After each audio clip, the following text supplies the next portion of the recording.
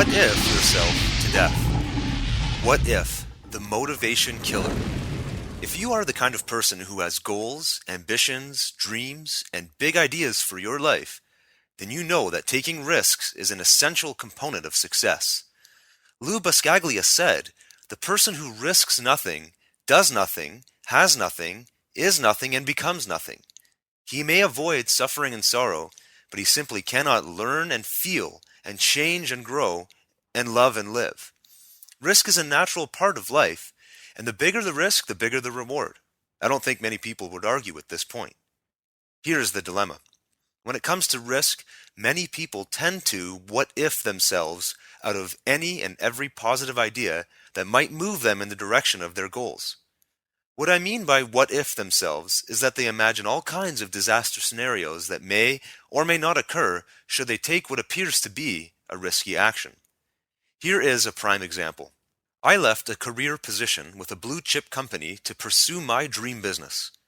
When I handed in my resignation letter, I had a number of supportive colleagues and some who were not so supportive of my decision. But even the supportive people would talk to me about my big decision and look at me as the lucky one. They admired my bold move, but in the same breath would talk about how they wish they could do the same. When I told them there was nothing stopping them from doing exactly what I was doing, they quickly responded with their what-if disaster scenarios. What if I don't earn enough money to pay my bills? What if I have a medical expense that I can't afford to pay? What if I make the wrong decision and open the wrong kind of business? What if I have to work on weekends?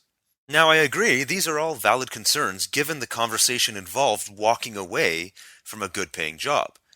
But the damage being done by imagining these things is where the real problem lies.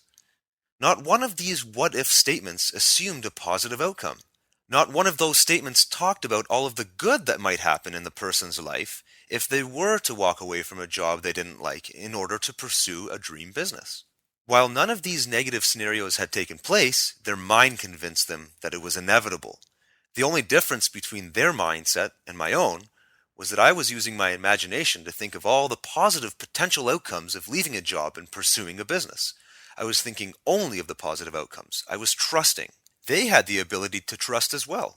In fact, they were already doing it, but simply didn't realize it. Every person does this every day. There is inherent risk with every single action you take in your life. Every time you get into your car, there is a risk of getting into an accident. When you go for a walk, there is a risk of being mugged. When you go to a restaurant, there is a risk of choking or food poisoning. When you take a shower, there is a risk of falling and hitting your head. The list is infinite. The reason that most people don't worry about these things is that we have come to trust that we generally are going to be safe throughout the course of our day. Unless something traumatic has happened, you probably don't ever think about these kind of disaster scenarios.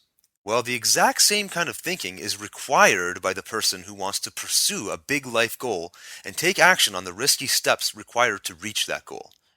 Could you lose money? Yes. Could you go bankrupt? Yes.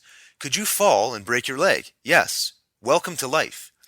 If you are ready, willing, and committed to achieving great things for your life, then you need to change your what-if questions from negative to positive. What if I make it? What if I become wealthy? What if I save a life? What if I become free? What if I overcome my fears? What if I live my life to the fullest? Thank you for listening to Don't What If Yourself to Death.